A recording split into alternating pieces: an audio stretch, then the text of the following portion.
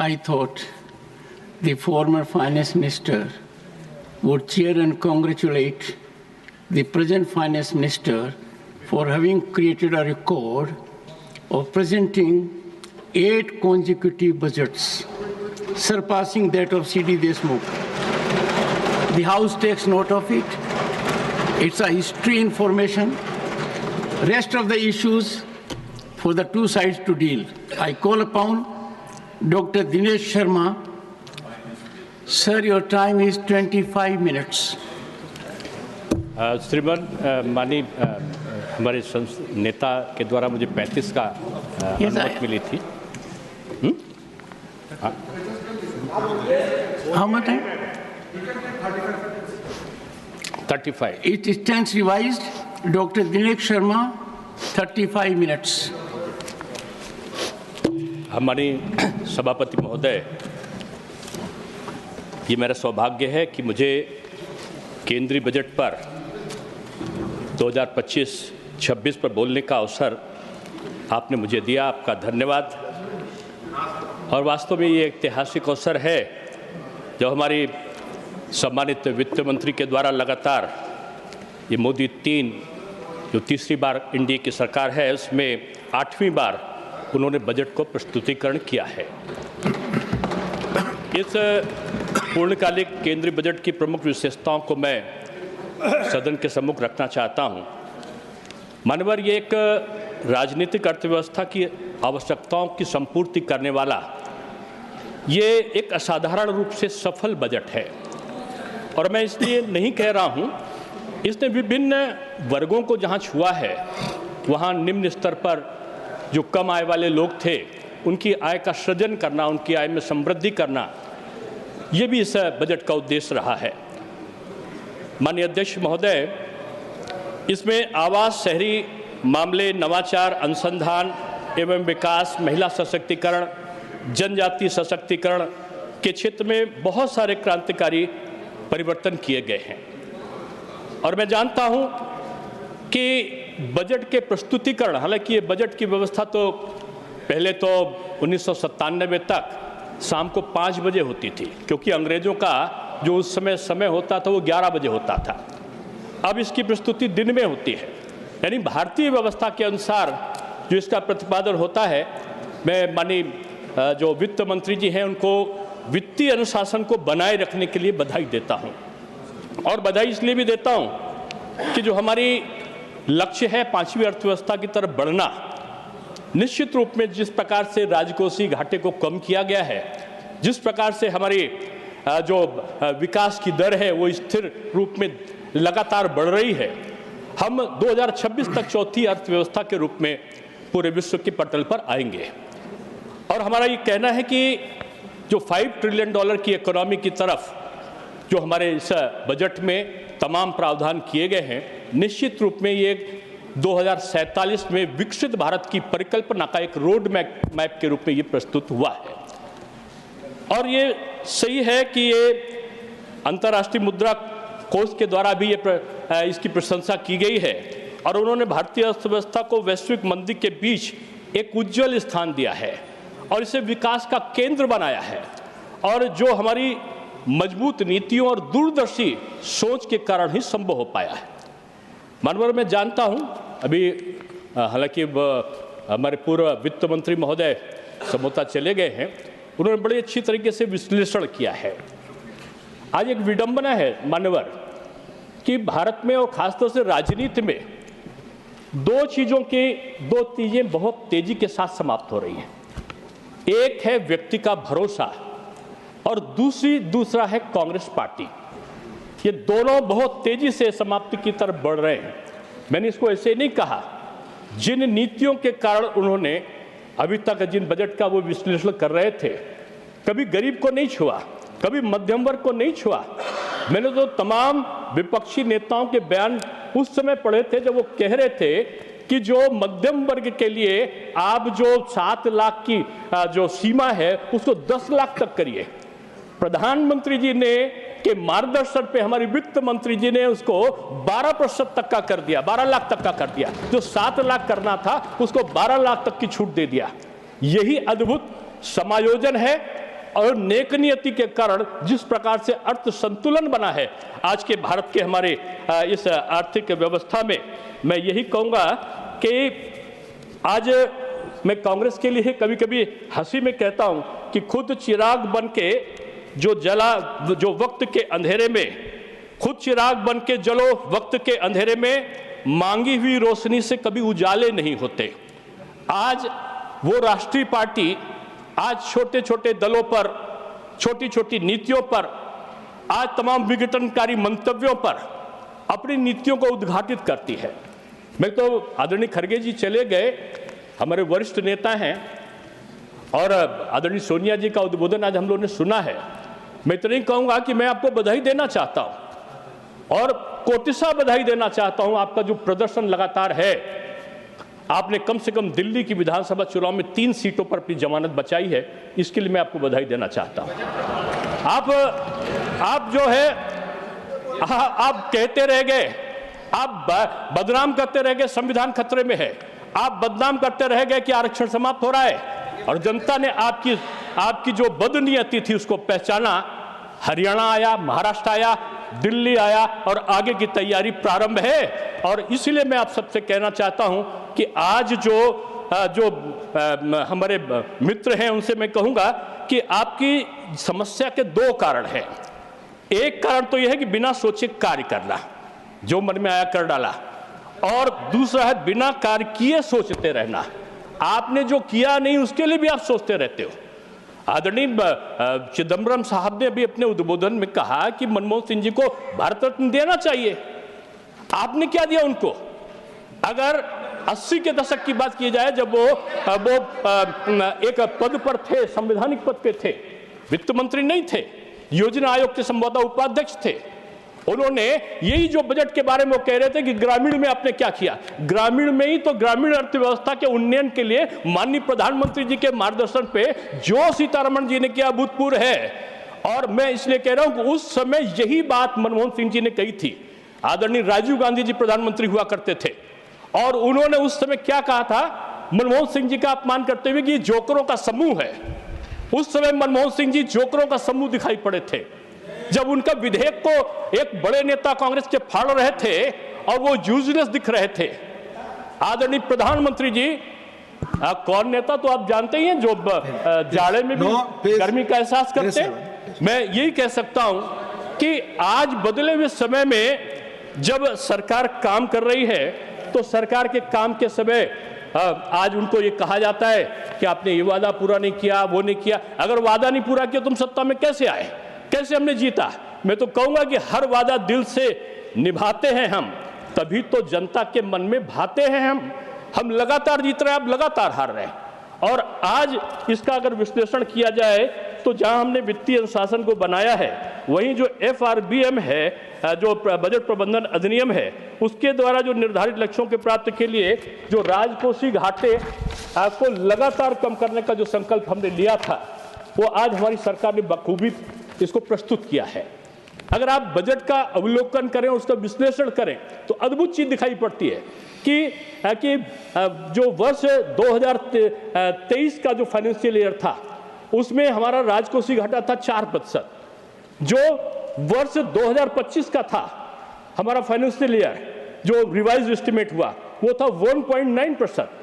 और जो financial year 2026 है, बजट का जो एस्टिमेट है, वो आएगा 1.5%। यही एक अर्थ प्रबंधन की कुशलता का मापन यंत्र है। और मैं उनसे कहना चाहता हूं कि आज जिस प्रकार से जो हमारी ये व्यवस्थाएं, अगर यही रुझान जारी रहा तो 2030 में आज आपसे कहना चाहता हूं कि 2030 तक हमें राजस्व अधिशेष, जिसको आप बोलते हो रेवेन्यू सरप्लस की तरफ हम लोग तेजी के साथ बढ़ जाएंगे, बल्कि हम उसको प्राप्त करेंगे। आप कह सकते हो कि एक बार और प्राप्त किया गया 1981 में, लेकिन उसके बाद आपने क्यों नहीं प्राप्त किया? क्यों भारत को सोना बेचना पड़ा? क्यों भारत एक डेफिसिट फाइनेंसिंग की तरफ बढ़ता गया? आपकी नीतियों ने भारत को कमजोर बनाया और पराधीन बनाया।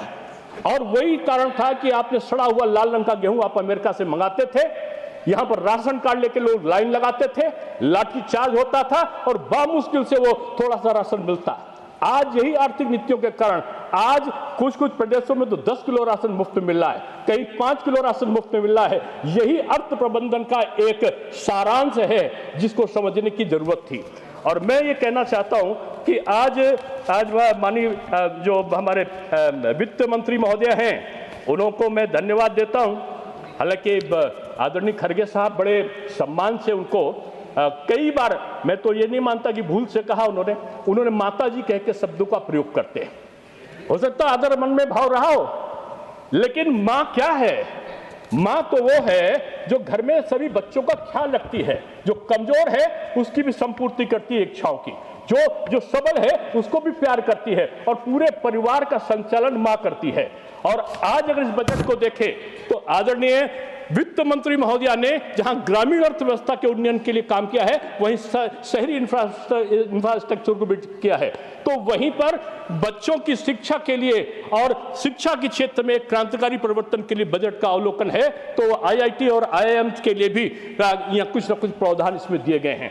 मैं आपसे कहना चाहता हूं कि भारत का, जो लोग कहते हैं कि भारत में कि जो मूल अवस्था है, एक है उसकी प्रगति का जो जड़ है, वो प्रगति का जड़ निश्चित रूप में वहां का जो मध्यम वर्ग है वो है। और पिछली सरकारों ने क्यों नहीं मध्यम वर्ग के उस पर ध्यान दिया?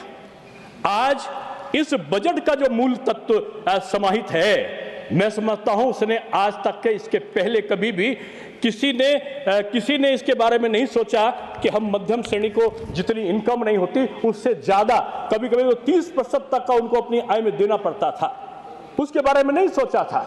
आज का जो बजट है उसने निश्चित रूप से 12,75,000 तक के वार्षिक आय वालों का शून्य ये आयकर कर दिया है। अभी तो आयकर का विधेयक आने वाला है, सरलीकरण भी होगा, तमाम चीजें भी होगी। और मैं कह सकता हूं कि ये जो कदम हैं सरकार के, ये ईज ऑफ डूइंग बिजनेस को बढ़ावा देने वाले हैं। आज निवेश बढ़ रहा है, मानवर आज आर्थिक विकास तेजी से बढ़ रहा है और यही शायद अमृतकाल की और मजबूती के साथ हमको ले जाने वाला है। अभी कुछ दिन पहले अभी आरबीआई ने रेपो रेट कम किया है और कुछ लोग इस पे भी व्यंग कर सकते हैं, लेकिन रेपो रेट कम होने का मतलब क्या है? लोन सस्ते हो जाएंगे, लोगों के हाथ में धन आएगा जिससे वह या तो खर्च करेंगे या उसे बचाएंगे तो निवेश बढ़ेगा, खर्च करेंगे तो उपभोक्ता की मांग बढ़ेगी और मांग बढ़ेगी तो प्रोडक्शन बढ़ेगा। सारा चेन एक साथ जो चल रहा है, मैं समझता हूं कि यही भारत का असली अर्थशास्त्र है जिसका प्रस्तुतिकरण होना चाहिए था। आजादी के बाद में वो करने में कांग्रेस की सरकार असफल रही। मैं इस बारे में भी कहना चाहता हूं कि भारत में तमाम चीजें हमारे सामने आई। हमारा जो विकास दर है, अगर हम देखें तो 25-26 में 6.4 तक इसका वास्तविक विकास दर का अनुमान है।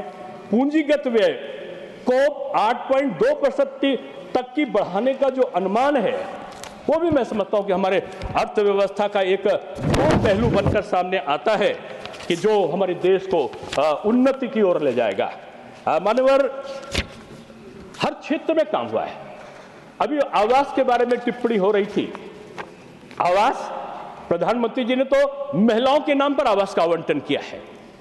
यहां पर अगर देखें तो जो हमारी आयुष्मान भारत की जो स्कीम है, उसमें तमाम लोगों का घर परिवार सुखी हुआ है। अगर अपना मकान होगा तो एक महिला स्वस्थ वातावरण में रहेगी, स्वस्थ वातावरण में बच्चे का पालन होगा और वो स्वस्थ मानसिकता अपने अन्य कार्यों के उन्नयन के लिए अपना योगदान दे सकती है। इसलिए मैं कहूंगा कि हमारे जो माननीय मंत्री हैं आवास और शहरी मामलों पे, उन्होंने एक अच्छी पहल की है। और जो मोदी सरकार, जो तीसरी एनडीए की तीसरी बार बनी सरकार है, उसने सबके लिए घर का जो लक्ष्य रखा है, पूरे देश भर में 3 करोड़ और परिवारों को पक्का घर मिलने वाला है। और यही नहीं मान्यवर, इसके लिए योजना के लिए 5,36,000 करोड़ का बजट का प्रावधान रखा गया है। मोदी जी तो कहते हैं वही गारंटी है, मोदी जी जो कहते हैं वही करते हैं। लोग तो कहते हैं कुछ काम के लिए मोदी जी आपको दिल्ली के लिए अगला जन्म लेना पड़ेगा। नहीं, मोदी जी इसी जन्म में जो बड़ा सा बड़ा काम है वो करने की कुवत रखते हैं। इसलिए ये जो मैं तो कभी कभी अभी वहाँ पर वो साथी मौजूद नहीं है, आपदा समाप्त हुई है, लेकिन आपदा से संलग्न मैं समझता हूँ कि दिल्ली आज खुशहाली मना रहा है, कुछ लोग यहाँ पर हैं नहीं। उनसे मैं यही कहूँगा कि जाड़े में, राजनीतिक व्यक्तियों को कहूँगा कि जाड़े में ठंड और व्यक्ति का घमंड, ये दोनों अकड़ पैदा करता है, और अकड़ को जनता राजनीति में बड़ी जल्दी ठीक करती है, और वही हुआ। अगले जन्म की जरूरत नहीं पड़ा, इसी जन्म में फैसला हो गया। इसलिए मैं कहना चाहता हूं कि मान्यवर, इस बजट से घबराहट पैदा हुई है कुछ लोगों के मन और मस्तिष्क में, और वही के एक राज्य के भूत मेरा मुझसे गलत निकल गया, भूतपूर्व मंत्री, हालांकि भूत भी गलत नहीं है मान्यवर, भूत का विशेषता है कि वो चक्कर काटता रहता है चारों तरफ। भूतपूर्व जो मुख्यमंत्री रहे, उन्होंने मान्यवर कहा था ये बात को कि जो बजट है वो गरीबों के लिए, मध्यम श्रेणी के लिए होना चाहिए, और प्रधानमंत्री जी के नेतृत्व में मध्यम श्रेणी के लिए जिसने सोचा नहीं था वो हो गया। उन्होंने 10 लाख की आय सीमा कही थी, यहाँ 12 लाख हो गया। यहाँ रेपो रेट कम हो रहा है। यहाँ पर अगर आप देखें तो 8वां वेतन आयोग का गठन हो गया। यहाँ पर अगर आप देखें तो गरीब और जो दलित महिलाएं थी उनके लिए किसी ने सोचा ही नहीं था। ST के लिए 2 करोड़ रुपए तक का टर्म लोन की व्यवस्था हुई है। इसमें कौन सा वर्ग ऐसा है जो अछूता रहा? नहीं रहा कोई। लेकिन मान्यवर, ये जो अमृत काल की तरफ हम मजबूती से आगे बढ़ रहे हैं, ये शायद इसलिए भी संभव हुआ कि हमने जो रोटी कपड़ा और मकान, दीनदयाल जी तो कहते थे कि भूल गए रास रंग भूल गए छकड़ी, 3 चीज याद रही नून तेल लकड़ी। अब नून तेल लकड़ी की जिम्मेदारी भी उनके अनुयायी, उनको मानने वाले, उनके जिसको कहना चाहिए एक शिष्यवत भाव रखने वाले प्रधानमंत्री जी सब कुछ पूरा कर रहे हैं। अब अगर जरूरत है तो दवा सरकार करेगी, बच्चे का विवाह है चिंता सरकार करेगी, शिक्षा है उसके मुफ्त शिक्षा हमारी सरकार करेगी, आज रोजगार है तो मुद्रा लोन की बड़ी भी राशि सरकार देगी। हर चीज की चिंता करने वाली ये चिंतनशील सरकार है मानवर। इसीलिए मैं कहता हूं, चिंता जो करे, चिंता करता है तो निश्चित रूप में वो पराभव का भाव लेता है। और जो चिंता करने वाले लोग थे वो आलोचना करते थे, कटाक्ष करते थे, व्यंग करते थे। इन सब के बीच में एक दूरदर्शी न केवल बजट आया, बल्कि बजट ने तो जो 2025 तक 40,000 और घर पूरे करने का जो संकल्प लिया है, 50,000 घर तो अभी उन्होंने एक योजना के अंतर्गत, जिसको हम बोलते हैं special window for affordable and mid income housing scheme, उस योजना में 50,000 मकान दे दिए। 2025 तक हम 40,000 मकान और देने वाले हैं। क्या चाहिए आपको?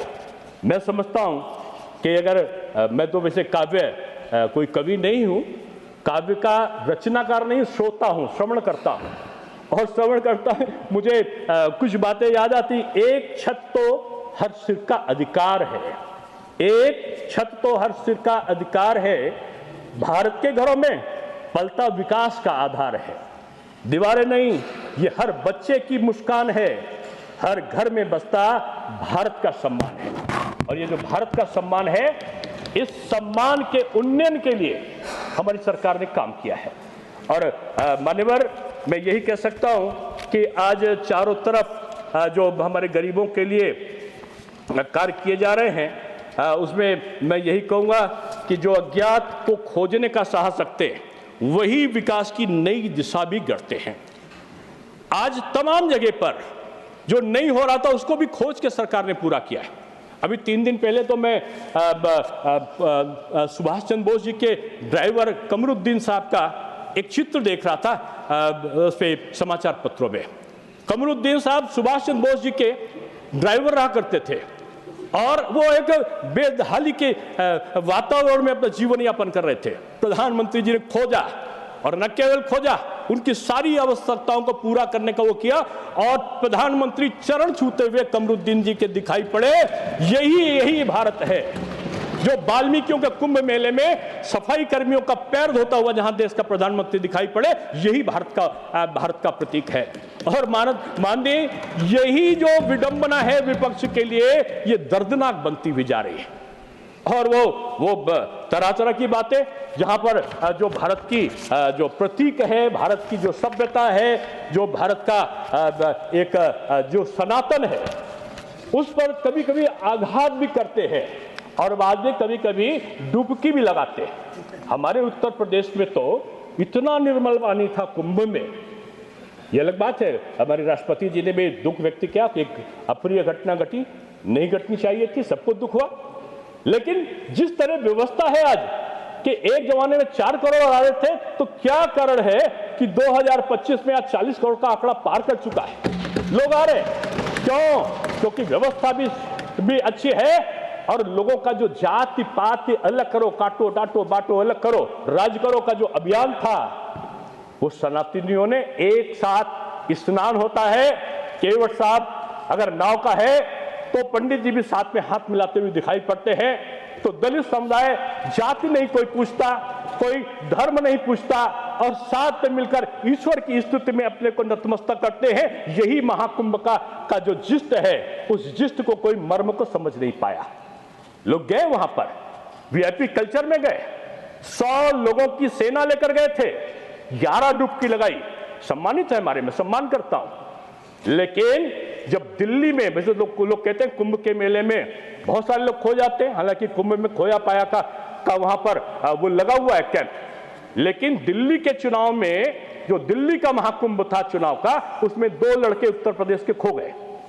एक लड़के कह रहे थे कि वो नेशनल हेराल्ड के घोटाले के आरोपी हैं, तो दूसरे उत्तर प्रदेश के लड़के कह रहे थे कि ये शराब घोटाले के ये आरोपी हैं। ये दोनों मिलेंगे, अलग होंगे, वो उनका अपना कार्य है। लेकिन मेरा प्रश्न क्या है? मेरा प्रश्न ये है कि जब आपने 11 डुबकियां लगाई थी, तो कम से कम यमुना मैया में आप साथ में हाथ पकड़ के एक डुबकी तो लगा लेते। आप नहीं लगाए क्योंकि आपने वादा नहीं पूरा किया, और वादा नहीं पूरा किया तो निश्चित रूप में जनता ने आपको नकार दिया। ये जो बजट है, ये वादों को पूरा करने वाला है। क्रमशः हर जगह पर एक छोटे छोटे वादों का, जनजातियों के संबंध में देखिए, धरती आबा जनजाति ग्राम उत्कर्ष अभियान का चलाया है। अगर आपने देखें तो 24,100 करोड़ रुपया का जो बजट रखा गया है, वो न्याय महाअभियान पीएम जनमन के लिए रखा गया है। अगर आप देखें कि अत्यंत जो पिछड़े जनजाति समूह हैं, उनको जो लंबे समय से उनको उपेक्षित रखा गया था, उनके लिए तमाम कल्याणकारी योजनाएं ये हमारी सरकार ने बनाया है। और शायद पहली बार ये जो जनजाति गौरव दिवस है, उसको मनाने का काम भी हमारी सरकार ने किया है। मैं कह सकता हूं कि ये ग्रामीणों के लिए, जनजाति के लिए, दलित महिलाओं के लिए, ये नौजवानों के लिए स्टार्टअप को भी दुगना बढ़ा दिया है। आज मुद्रा लोन को भी दुगना कर दिया है, रोजगार का सृजन करने वाला है। तो वहीं चमड़ा उद्योग में एक नई क्रांति लाने के लगभग 22 लाख नौकरियों का सृजन करने वाला है। तो अगर आप दूसरी तरफ देखेंगे तो तमाम प्रकार के एआई, उसके ऊपर भी तमाम पैसा का बजट का प्रावधान किया गया है। हर तरफ ये चौमुखी विकास का, अगर इसको मैं देखूं तो ये हमारे जो लक्ष्य हैं वो मिलेंगे, महत्वपूर्ण हैं। लेकिन अगर इसमें कोई बहाना ढूंढता है कोई कि हमने उस समय था, नहीं हुआ, आपको ये करना चाहिए था, निश्चित रूप पे हमको जो करना चाहिए था हम कर रहे हैं। हमने तो आर्थिक सशक्तिकरण के लिए एक जनजातीय विकास मिशन को शुरू किया है। उद्यमिता के लिए हमने वोकल फॉर लोकल को शुरू किया है। हमने आवासीय विद्यालयों के माध्यम से 1,25,000 आदिवासी बच्चों की गुणवत्ता की शिक्षा को हमने आगे लिया है। हमने 10 वर्षों में, हमारी सरकार ने 10 से 30 नए मेडिकल कॉलेज जो है आदिवासी क्षेत्रों में खोलने का निर्णय लिया है। श्रीमान, शायद यही वेदना थी और यही वेदना बजट के राष्ट्रपति महोदया के भाषण के पहले दिन दिखाई पड़ी। आदिवासियों के लिए भाजपा सरकार योजना लाएगी, दलित के लिए भाजपा सरकार योजना लाएगी। एक बड़े नेता, मैं फिर से, क्योंकि वो सदन के नेता नहीं है, प्रतिपक्ष नेता होंगे, लेकिन उनका जोश इतना रहता सदन में खुद तो सोते हैं, लेकिन जब राष्ट्रपति महोदया भाषण करती है तो कहती उबाऊ भाषण था। एक आदरणीय जो खुद बहुत अमीरी का जीवन जी रही है, वो पुअर लेडी कहती है, सुस्त लेडी है या थकी हुई लेडी बताते हैं। कौन थका इसका निर्णय आप करेंगे? एक संवैधानिक पद पर आसीन एक उच्च पदस्थ आदिवासी महिला के संबंध में इस प्रकार के वक्तव्यों का मैं समझता हूं कि भारत की राजनीति में यह शर्मनाक है। और यही नहीं, एक उन्हीं के पार्टी के एक नेता हैं, बंगाल से आते, पहले नेता थे उनके, कहते हैं ये राष्ट्रपत्नी के रूप में उनको संबोधित किया। आप अपमान की कौन सी सीमा पर ले जाना चाहते हो? एक नेता जो कभी उनके साथ रह के उनका पूरा का पूरा वो लेते हैं, झूठ का एक पुलिंदा लेकर उनके बारे में कि ये राम मंदिर नहीं गई, ये वहां नहीं गई। अरे आपको क्या पता भाई, माननीय राष्ट्रपति महोदया तो आज कुंभ में स्नान कर रही हैं। यही भारत की सनातन संस्कृति है। और अगर उनके बारे में पता करना तो सर्च कर लेना। ये धर्म को वो प्रदर्शन नहीं करती, वो वास्तव में अगर देखा जाए तो मई 2024 में हमारी राष्ट्रपति महोदया राम मंदिर गई थी और उन्होंने सरयू का स्नान भी किया था, वहां पर पूजा भी की थी, महाआरती में शामिल भी हुई थी। आपको जानकारी नहीं है। आप तो आरोप इसलिए लगाते हैं जिसमें आप भेद पैदा करें, ये अगड़ा, ये पिछड़ा, ये अनुसूचित, ये दलित, ये इनको बांटो, इनको अलग करो और फिर राज करने की परिकल्पना करो। ये कुंभ में चले जाएंगे तो कुंभ में ये सब आपस में मिलकर एक साथ कैसे हैं? इसलिए इनका जो दुश्मनी था, मैं दुश्मनी शब्द का प्रयोग कर रहा हूं, तो वो किसी और पे नहीं था, वो कुंभ पे और सनातन पर था, इसलिए कि सब आपस में मिल क्यों रहे। ये दुख की घड़ी आ जाए इसकी तलाश में भटक रहे थे। इनकी जो गिद्ध दृष्टि है वो एक दुखद घटना की तलाश में भटक रही थी, और एक घटना होने के बाद में जिस तरीके से सर्वनाथ बयान लगाए गए वो मैं समझता हूं कि उचित नहीं थे। आज समय बदला है मान्यवर, और इस बदले हुए समय में मैं समझता हूं कि आज ये जो हमारा बजट है, ये बजट एक नई दिशा दृष्टि की तरफ बढ़ रहा है। और इसकी दिशा दृष्टि को मैं इसलिए कहूंगा कि इसमें अटल इनोवेशन मिशन से लेकर नेशनल क्वांटम मिशन तक की इसमें उपलब्धता है। इसमें विजन है एआई और सेमीकंडक्टर इकोसिस्टम को मजबूत करने से लेकर डीप टेक स्टार्टअप्स को बढ़ावा देने तक की। इसमें एक सोच है, 10,300 करोड़ के ऐतिहासिक निवेश के साथ इंडिया एआई मिशन, यानी भारत में कृत्रिम बुद्धिमत्ता के परिदृश्य को क्रांतिकारी रूप में बदलने के लिए भारत को तैयार करने का। मानवर, ये बजट शोध और नवाचार, जिसको आप कहते हैं कि रिसर्च एंड इनोवेशन के क्षेत्र में वैश्विक हब बनाने के लिए अपनी प्रतिबद्धता को और मजबूत कर रहा है। ये ऐसे नहीं, अटल जी ने, लाल बहादुर शास्त्री जी ने कहा था जय जवान जय किसान, अटल जी ने उसमें एक जोड़ा जय विज्ञान।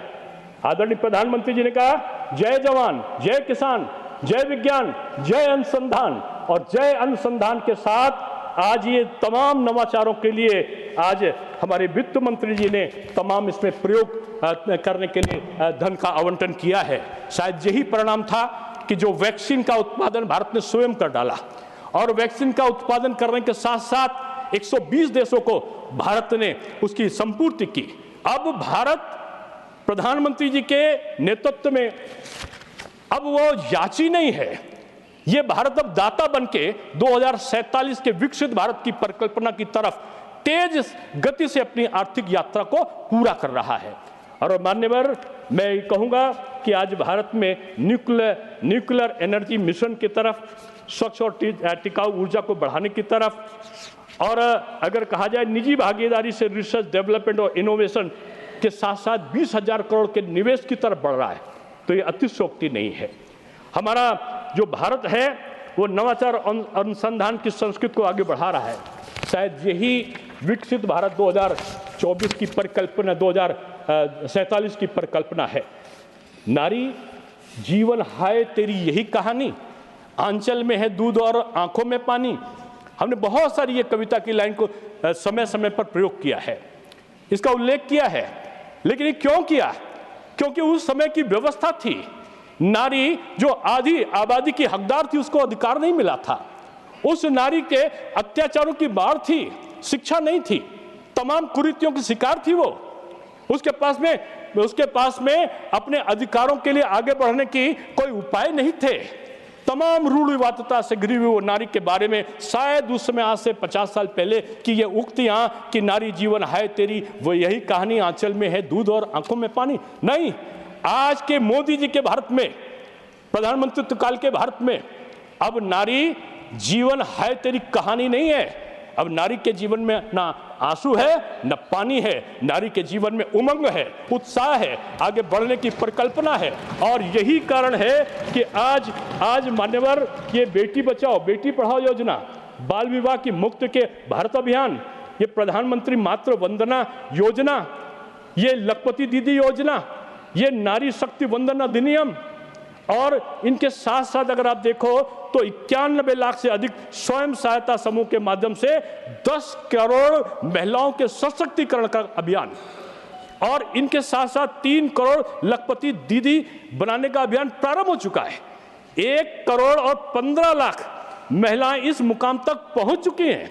यही भारत है, यही भारत की अर्थनीति है, यही भारत का प्रबंधन है, यही भारत का स्वराज्य है। और मैं कहना चाहता हूं कि 6 महीने में जो आगे जो है कि जो बीते 6 महीने हैं, ये इसमें 50 लाख महिलाओं ने इस लक्ष्य को प्राप्त भी किया है। मान्यवर, बहुत सारी चीजें, मैंने तो एक उक्ति बताई, एक कविता की लाइन बनाई। मैं लखनऊ का हूं और लखनऊ में एक शायर हुए थे, मशहूर शायर मजाज लखनवी। उन्होंने कहा कि तेरे माथे पे ये आंचल बहुत ही खूब है, तेरे माथे पे ये आंचल बहुत ही खूब है, लेकिन तू इस आंचल से एक परचम बना लेती तो अच्छा था। अब वो आंचल से वो परचम लहरा रही है। आज वो गृहिणी नहीं है, आज वो फाइटर प्लेन को चलाने वाली भी बन चुकी है, आज वो नेतृत्व करती भी है, तो आज वो राजनीति में भागीदारी भी कर रही है। महिला सशक्तिकरण के इस दौर ने पूरे विश्व को भारत का विश्लेषण करने के लिए मजबूर किया है। मान्यवर, मैं कह सकता हूं कि आज जो जहां प्रधानमंत्री जी ने, जैसे कहते हैं ना कि लोग कहते हैं कि राजकुमार राम, जो मर्यादा पुरुषोत्तम श्री राम थे, उनके बारे में कहते हैं कि राजकुमार राम को भगवान राम का बनाने का कार्य जनजातीय समाज ने किया था। आज उस जनजातीय समाज के उन्नयन के लिए जिस प्रकार से काम किया है, मैं समझता हूं कि ये अद्भुत है। और तमाम विश्लेषणों पर अगर देखा जाए तो आज ये 70 साल के बाद भी आज भारत अपने आगे बढ़ने की जो कगार पे चला है, वो है हमारे देश का संविधान। और शायद संविधान ने जो कहा था कि हमारे यहाँ का सब निचले स्तर के लोगों का उन्नयन हो, तो आज मध्यम श्रेणी के लोग, जो आज 8वां वेतन आयोग बना है, आज उनको रेपो रेट कम करने के बाद लोन की सीमा बढ़ेगी, वो बचत करेंगे। आज जो जिस प्रकार से उनको ये 12 लाख रुपए तक का आयकर की सीमा से वो मुक्त हुए हैं। मैं समझता हूँ खर्च जब बढ़ेगा तो ये जो सीमाएं हैं, वो लाभ हैं, वो भारत की विकासशीलता में आगे बढ़ेंगे। मैं आदरणीय विद्युत जन यहाँ से लापता हो जाते हैं, रोज ही हो जाते हैं। आज क्या है, ये पूरे भारत के परिदृश्य से लापता हैं। मैं उनको कहना चाहता था, लेकिन मैं उनसे यही कहूँगा कि आप लकीर दूसरों की छोटी करने में क्यों लगे रहते हो? कभी आपने लकीर को बड़ा करने की क्यों नहीं सोचा? मोदी जी कहते नहीं, करते हैं। और शायद यही कारण है कि जो लक्ष्य का निर्धारण नहीं भी था, उस लक्ष्य के निर्धारण के साथ आज हमारा जो प्रकल्प है वो तेजी से बढ़ा है। मान्यवर, मैं कहना चाहता हूँ कि आज जो महंगाई की दर है वो 10 वर्षों से 5.1% रही। आदरणीय चिदम्बरम जी चले गए, मैं उनसे कहना चाहता हूं, आपने क्यों नहीं किया? आपके पास तो अवसर था, आपने नहीं कर पाए। भारतीय जनता पार्टी की सरकार आने के बाद, जब मनमोहन सिंह जी के कार्यकाल में या उसके पहले महंगाई की दर 10 वर्षों में 5.1 रही, जबकि मनमोहन काल में ये दर करीब 8.2% थी। महंगाई की दर 10 वर्षों में इस समय भारतवर्ष की 5.1 है। ये अद्भुत है। और विदेशी मुद्रा का भंडार भी बढ़ चुका है। आपके समय तो 619 अरब डॉलर था, आज ये जो विदेशी मुद्रा भंडार जो है, आज हमारे समय 619 अरब डॉलर बन गया है, जबकि आपके समय 292 डॉलर था, जो कांग्रेस शासनकाल था। आज हम कह सकते हैं कि आज बेरोजगारी की दर जो घटी है, 2018-19 में ये 5.8% थी, आज ये 3.2% ये हो चुकी है 2022-23 में। और मान्यवर, जो हमारा आज का जो क्रम है, मैं समझता हूं कि चाहे वो भारतीय रेलवे हो, भारतीय रेलवे ने तो अद्भुत काम किया है, हमारा जो अर्बन डेवलपमेंट का है अद्भुत काम किया है, शिक्षा के क्षेत्र में नई शिक्षा नीति ने क्रांति लाई है, सभी भाषाओं को सम्मान मिलेगा। आज आप शोध सभी भाषाओं में कर सकते हैं, 14 से अधिक भाषाओं में आप परीक्षाएं दे सकते हैं। शिक्षा ने अभूतपूर्व काम किया है। और गृह मंत्रालय ने एक लाइन खींची है, लोग कहते थे कि आप तो झूठा वादा करते हैं, लेकिन क्या हुआ, 70 साल की समस्या 70 मिनट में 1, 2, 3 हो गया और पता चला कि धारा 370 और 35 गायब हो गया। आज कश्मीर में सुशासन है, आज कश्मीर अच्छा आगे बढ़ रहा है। और मैं यही कहना चाहता हूं कि आज रीजनल ट्रेन का युग है, हवाई अड्डे तेजी के साथ बढ़ रहे हैं, railway, waterway, highway, bullet train, सुधार हाईवे, ऐतिहासिक सुधार ये जो हाईवे में है, ये सारा कुछ एक अद्भुत दिखाई पड़ता है। मनवर में नागपुर गया था चुनाव में, मैं देख के अचंभित था, क्या काम किया था माननीय मंत्री महोदय ने कि नीचे सड़क है, ऊपर पुल है और उसके ऊपर मेट्रो है। ये भारत आज चुनौती दे रहा है उन विकसित राष्ट्रों को जो डेवलपमेंट प्रोसेस में अब हमारी बराबरी, हम उनकी बराबरी तो कर चुके हैं, हम उनको पछाड़ने की तरफ आगे बढ़ रहे हैं। मान्यवर, ये हमारा जो एक लक्ष्य है, मैं कहूँगा कि आज जो हमारा ये बजट है, ये तमाम उपलब्धियों को लाने वाला न केवल है, बल्कि इस बजट के माध्यम से मैं कह सकता हूं कि हम आज उन बारीकियों को भी देख रहे हैं जो बाबा साहब भीमराव अम्बेडकर जी ने जो सपना देखा था कि हम एक संवैधानिक व्यवस्था वाला भारत देखेंगे। एक संस्कृत भाषा को वो लाना चाहते थे। जर्मनी की एक यूनिवर्सिटी से उन्होंने संस्कृत भाषा पढ़ी भी थी, लेकिन उस समय की सरकार कांग्रेस ने नहीं लाने दिया था। आज कमरुद्दीन उस समय के एक भाषा समिति के व्यक्ति थे, उन्होंने संस्कृत को भाषा में लाने के लिए संसद में भाषण दिया था, लेकिन उस सरकारों ने उस सब चीजों को नहीं किया था। आज शिक्षा नीति के माध्यम से हो रहा है। माननीय अध्यक्ष महोदय, बस मैं इसको समाप्त करता हूं। आज फिर से लिए गए हमारे फैसले विकसित भारत की नींव रखेंगे, एक ऐसा भारत जो आर्थिक रूप से मजबूत, सामाजिक रूप से समावेशी, तकनीकी रूप से आगे हो, जहां तरक्की, समृद्धि, नवाचार की रोशनी पूरे विश्व में फैलेगी। मैं माननीय मंत्री, वित्त मंत्री श्रीमती निर्मला सीतारमण जी को इतना दूरदर्शी और प्रगतिशील बजट प्रस्तुत करने के लिए बधाई और धन्यवाद देता हूं और इसका पूरा समर्थन करता हूं। धन्यवाद। माननीय नेता सदन।